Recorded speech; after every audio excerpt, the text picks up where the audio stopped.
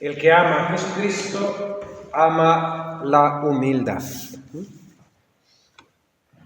Es la última plática de estos días, pero quizás debería haber sido la primera. Dice el Papa León XIII, cuando era cardenal, escribió un librito muy sencillo, Práctica de la Humildad, para los seminaristas de su diócesis, donde empieza diciendo así: si queremos construir el alto edificio de la santidad, debemos cavar los profundos cimientos de la humildad. No hay santidad sin humildad. Este Dios que se manifiesta como aquel que detesta a los soberbios y enaltece a los humildes. Hoy que contemplamos la maravilla de la Inmaculada Concepción, Dios ha hecho maravillas en María Santísima porque ha mirado la humildad de su sierva, la humildad de su pobre esclava. La caridad, nos dice el apóstol San Pablo, cuando nos describe sus cualidades, nos dice que no se infla, no se ensoberbece. Y la soberbia es la imagen del globo hinchado, ¿verdad?, que es solamente aire. En el Evangelio tenemos también ese episodio del hombre hidrópico, ese hombre que padece esa enfermedad, que por la retención de líquidos de forma exagerada tiene su cuerpo hinchado. La soberbia es hinchazón. El que ama a Dios es verdaderamente humilde y no se cree, no se engríe, no se ensoberbece con sus cualidades personales, porque sabe que cuanto tiene, todo es don de Dios, y lo que tiene propio, lo suyo, es la nada y el pecado. Así lo dice Santa Teresa de Jesús. Por cuanto aquel que se sabe bendecido por Dios, agraciado de sus dones, enriquecido de sus gracias y de sus virtudes, el que es verdaderamente humilde, todo ello le sirve para humillarse todavía más, viéndose tan favorecido por Dios a pesar de su indignidad. Dice Santa Teresa: Dios se las ha conmigo como se hace con una casa. Dios ha hecho conmigo como se hace con una casa, que se apuntala cuando amenaza ruina. Cuando el alma recibe la amorosa visita de Dios, sintiendo en sí los ardores extraordinarios de la caridad, acompañados de lágrimas y de gran ternura de corazón, guárdese muy bien de pensar que todo ello es recompensa y premio de sus buenas obras. Humíllese entonces más y tenga por cierto que si Dios la regala, que si Dios la bendice, que si Dios la agracia, es para que no le abandone. Y dice Santa Teresa: para que se conserve la casa son necesarias dos cosas: el cimiento y el techo. Los cimientos que para nosotros son la humildad, reconociendo que nada valemos ni nada podemos. El techo que es la divina providencia, la divina protección, en la cual solo podemos confiar. Por tanto, cuanto más dones tengamos, más hemos de humillarnos ante la bondad de Dios. Ante la bondad de Dios. Si estamos aquí, si el Señor nos ha dado sus gracias, si somos más religiosos que otros, si tenemos por la gracia de no pecar mortalmente, no es porque seamos más buenos, ni más santos, ni tengamos más méritos, sino porque Dios ha tenido más misericordia de nosotros. Nosotros que somos nada y pecado. Y sobre todo debemos humillarnos porque hemos de considerar que le hemos ofendido, que hemos pecado. Por eso también el confesar las culpas pasadas se puede hacer para humillarnos, para crecer en esa humildad. Hemos de recordar que hemos ofendido tanto al Señor y a pesar de ello el Señor no nos ha abandonado, sino que nos ha cuidado, nos ha protegido, nos ha bendecido y nos ha agraciado. Así lo decía Santa Margarita de Cortona, una santa penitente de la Tercera Orden de San Francisco. Decía: Señor, ¿cómo os habéis olvidado de lo que he sido? ¿Cómo me pagáis con tantas finezas las injurias que os he hecho? Y el Señor le respondió: cuando el alma me ama y se arrepiente sinceramente de haberme ofendido, me olvido de todas las ofensas recibidas. Cuando el alma me ama y se arrepiente sinceramente, yo me olvido y el Señor se regala. Es lo que experimentamos cada vez que nos vamos a confesar. Vamos con nuestros pecados, vamos con nuestras miserias, y si estamos arrepentidos de nuestro pecado sinceramente, el Señor nos perdona, nos absuelve. Y no pone en su cuenta: no, es que me has hecho esto, sino que se derrama nuevamente en nuestros corazones, en nuestra alma. Los santos se tenían por los mayores pecadores del mundo. Cuidado, cuidado, cuidado con la soberbia espiritual. Es peligrosísimo. Y en nuestros ambientes de una vida espiritual más cuidada, más cristiana, más auténtica, vamos a decir, tenemos un gran peligro de soberbia espiritual. De creernos ya santos, de creernos que nosotros somos el principio y fin de nuestra santidad, de creernos mejores que los demás. En los santos no vemos eso. Los santos se llaman grandes pecadores, porque realmente cuando uno está más cerca de Dios, ve más sus faltas, ¿no? Y la más pequeña imperfección se aparece como más grande. A mí me ayuda a entenderlo, pues, una comparación así tan sencilla, ¿no? Si estamos con una camisa blanca, con una ropa blanca, como estos que andan por aquí,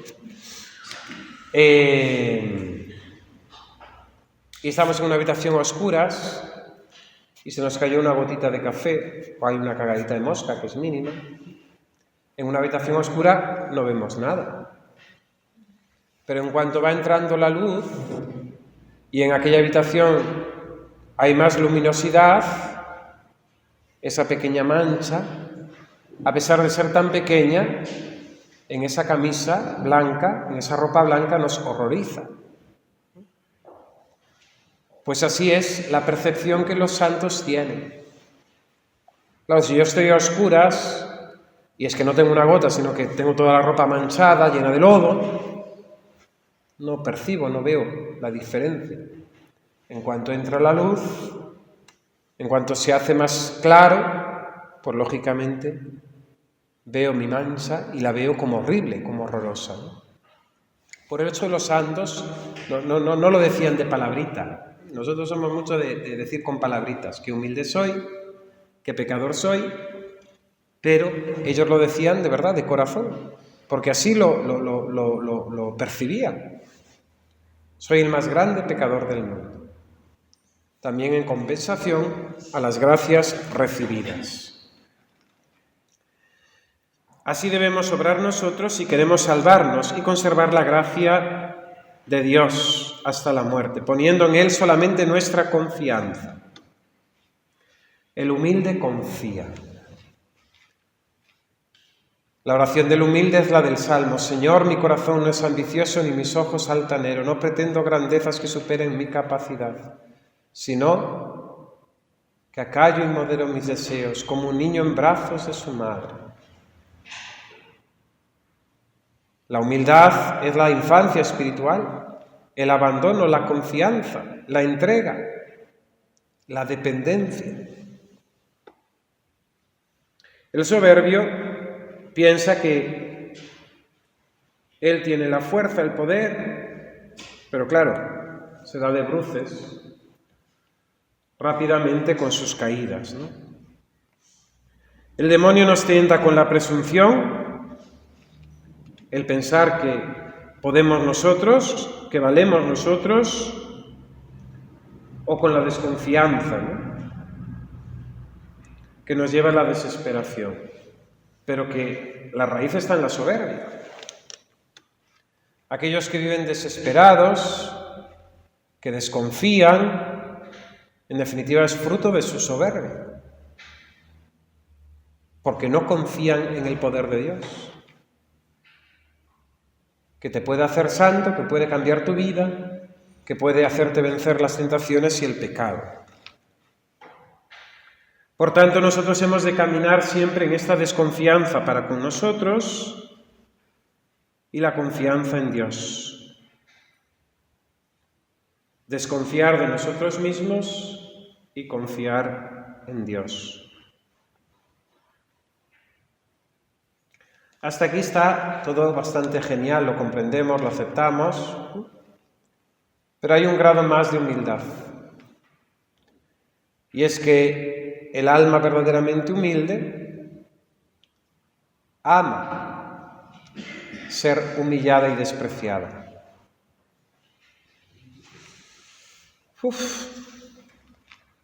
No es suficiente sentir bajo de sí mismo y tenerse por poco y por miserables, sino que el verdadero humilde se desprecia a sí mismo y desea de ser despreciado por los demás. ¿A imitación de quién? De nuestro Señor y Maestro, de nuestro Dios.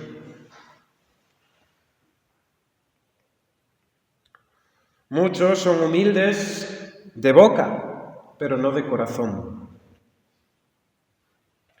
Y en cuanto llega un momento en que son despreciados, humillados, se resienten, ponen el grito en el cielo, se alteran, están muy lejos de la perfección, de la humildad. Dice aquí San Alfonso, citando a San Ignacio de Loyola, que la humildad consiste en gozarse en cuanto redunda en nuestro propio desprecio. Y aclara el santo. Nótese que el santo dice gozarse, porque nuestra parte inferior, es decir, nuestra humanidad, nuestro espíritu humano, se resiente. No somos de piedra. Pero el espíritu se goza. Pero claro, ¿esto qué lo hace? La oración. ¿Esto qué lo hace? La unión con el Señor. ¿Esto qué lo hace? El amor de Dios. No somos insensibles, no somos palos, no somos madera. Y lógicamente cuando somos humillados, esa parte inferior nuestra naturaleza humana, se resiente. Pero nuestro espíritu, que es el que ha de predominar, nuestra alma, ha de gozarse. Porque me parezco más, me asimilo más al Señor, que fue despreciado, que fue humillado, que fue maltratado. ¿Cómo es posible que el alma que ama a Jesucristo no se goce en los desprecios, viendo a su Dios aguantando bofetadas, salivas, insultos, desprecios, maltratos?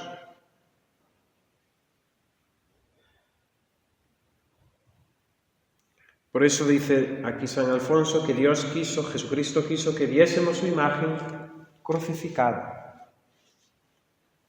Dice, no quiso el Señor que fuese en su forma gloriosa, resucitado, sino que fuese expuesta su cruz.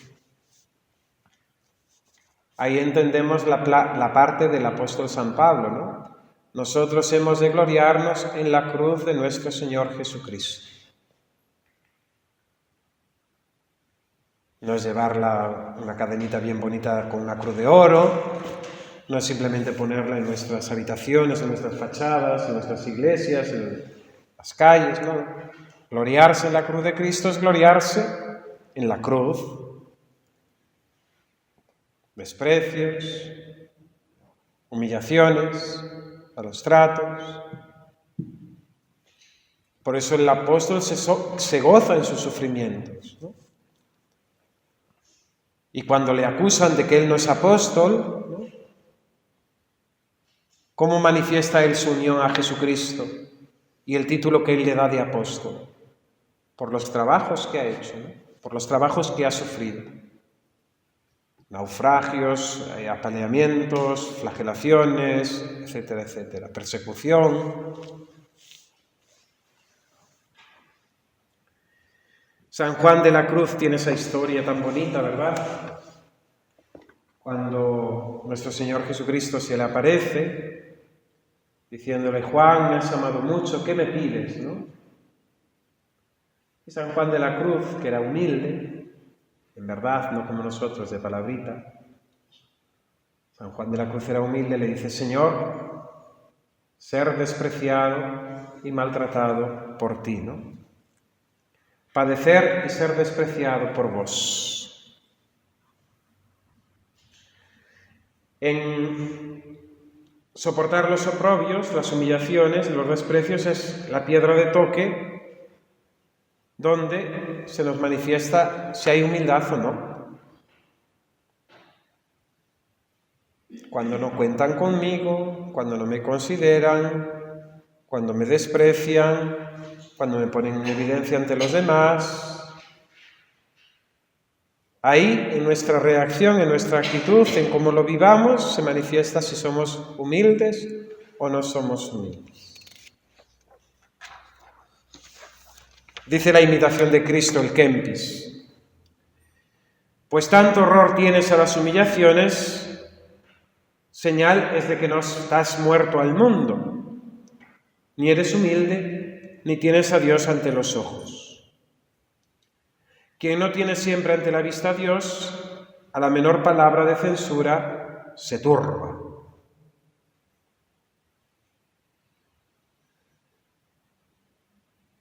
Otra cita de Santa Juana de Chantal: humilde es en verdad quien viéndose humillado se humilla todavía más. De la Marinera.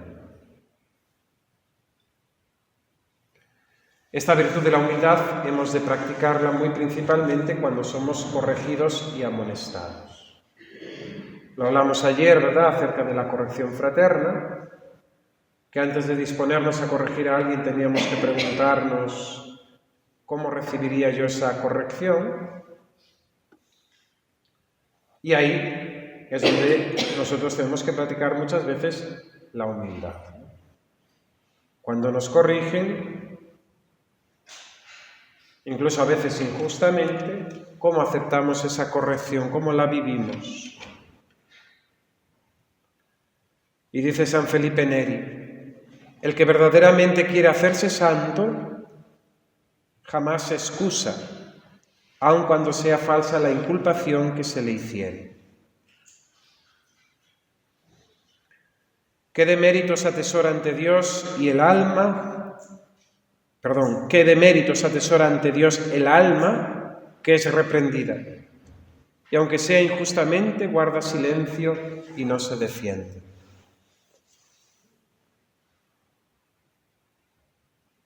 Tenemos ahí mucho trabajo, tenemos mucho trabajo. Pero si queremos alcanzar y construir el alto edificio de la santidad, tenemos que cavar los profundos cimientos de la humildad. Hay materiales muy bonitos para meditar sobre esto, ¿no? Este librito que os dije de la práctica de la humildad del Papa León XIII, lo encontráis en internet, online o en formato libro. Hay también ese tratado sobre los grados de humildad y de soberbia de San Benito y San Bernardo, que si bien está referido a la vida monástica, le podemos hacer una aplicación perfecta a la nuestra, ¿no? También lo hemos puesto este año en el canal de la Iglesia del Salvador del YouTube, y ahí está subido para quien lo quiera escuchar, y trabajar y meditar, meditaciones de San Juan Eudes, ¿no?, sobre la humildad. ¿Juan? Eudes. Eudes. Eudes. E-U-D-E-S. San Juan Eudes. Apóstol de los corazones de Jesús y de María. Santo francés.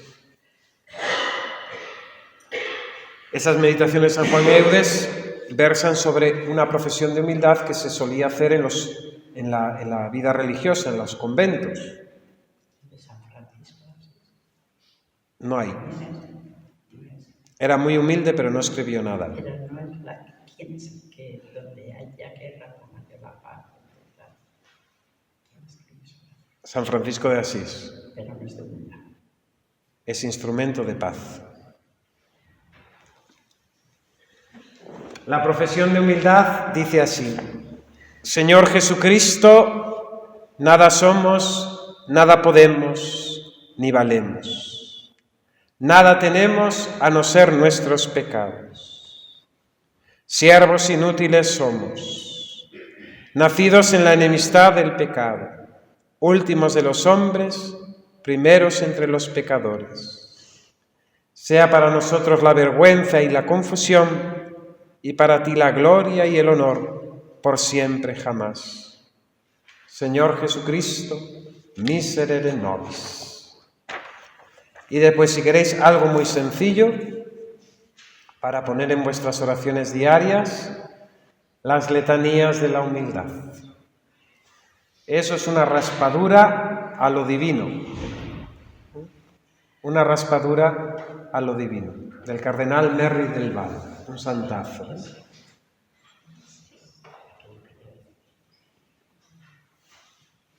Y si las rezamos con el verdadero deseo de alcanzar humildad, vamos a ir aprendiendo. A palos, claro, pero vamos a ir aprendiendo a ser humildes. Bueno, pues con esto terminaríamos el retiro de Adviento, que como pues os dije al principio, quería que tratase sobre este amor de Dios y que pues nos sirva, ¿no?, para ir creciendo, ¿no?, cada día en este amor. Quedan más capítulos del libro. El libro de San Alfonso María Ligorio se llama Práctica del amor a Jesucristo. Práctica del amor a Jesucristo. Por si queréis seguir trabajando en él, porque pues hay temas también muy interesantes, ¿no? El que ama a Jesucristo, práctica del amor a Jesucristo, de San Alfonso María de Ligorio. El que ama a Jesucristo vive el desprendimiento de las cosas criadas. El que ama a Jesucristo no se irrita contra el prójimo. El que ama a Jesucristo no se cansa y no deja de amar a pesar de las pruebas y desolaciones. El que ama a Jesucristo todo lo espera de Jesucristo. El que ama a Jesucristo todo lo cree. El que ama a Jesucristo todo lo cifra en él, ¿no? Y como estas cosas, pues de una vez para siempre no nos sirven, tenemos que estar continuamente retomando, pues yo os lo recomiendo, que sigáis con la lectura del librito y meditando en estas cosas para el amor, para crecer en el amor de Dios. Doy gracias a Dios nuestro Señor, a la Virgen Santísima, por haberos tenido aquí, por haber permitido este retiro, por haberme dado la fuerza, la capacidad. Confío plenamente en que el Señor se haya servido de mi pobreza para haceros llegar pues lo que Él quería deciros a cada uno. Ese es el consuelo del predicador, ¿no?, que a pesar de la pobreza de uno, Dios actúa y Dios trabaja, ¿no? A mí me hace gracia cuando la gente me dice: Padre, usted ha dicho esto, o dijo esto, me dijo esto. Y yo, sinceramente, no me acuerdo. Si el Señor lo ha dicho por mí, a esa alma, pues bendito sea Dios, ¿no? Pero le ha ayudado, le ha servido. Gloria a Dios, ¿no? Bendito sea Dios. Y, lógicamente, como fruto del retiro, están esos propósitos concretos que tenemos que bajar a detalle. ¿Qué quiere Dios de mí? Pues todos aquí ya estamos bastante creciditos, ¿no? Más o menos con una vida ya hecha, orientada. ¿Qué es lo que tenemos que hacer? Pues el secreto de la perfección, ¿no? Que es hacer aquello que tenemos que hacer, hacerlo por amor de Dios y hacerlo pues con esa perfección que Dios nos pide, que es hacerlo con amor. La perfección no es que la obra esté humanamente perfecta, sino que lo que hagamos, lo hagamos con el deseo de agradar a Dios, de agradar a Dios. Si Dios nos pidiese cosas extraordinarias, que fuésemos a predicar al Japón, o que nos vendiésemos todos nuestros bienes y nos quedásemos en la calle, pues si Dios quisiera eso de nosotros, nos lo haría entender claramente. Y aún así, cuando uno recibiese una moción de ese tipo, ha de siempre contrastarla con un sacerdote o con varios santos que le puedan ilustrar sobre eso. Dios nos pide a nosotros pues una santidad en lo cotidiano, una santidad en lo ordinario, en lo de cada día, y en ese silencio de cada día, como María Santísima en Nazaret, santificarnos, cumpliendo con nuestras obligaciones, que esa es la voluntad de Dios, y haciéndolo con perfección. Muchas gracias por vuestra paciencia y os invito a participar en el retiro de Cuaresma, deseándoos también una Santa Navidad, un provechoso Adviento, una Santa Navidad y un nuevo año del Señor lleno de sus gracias y bendiciones. Amén. Te damos gracias, Señor, por los beneficios recibidos de tu mano generosa por Jesucristo nuestro Señor. Gloria al Padre, y al Hijo, y al Espíritu Santo. Ave María Purísima.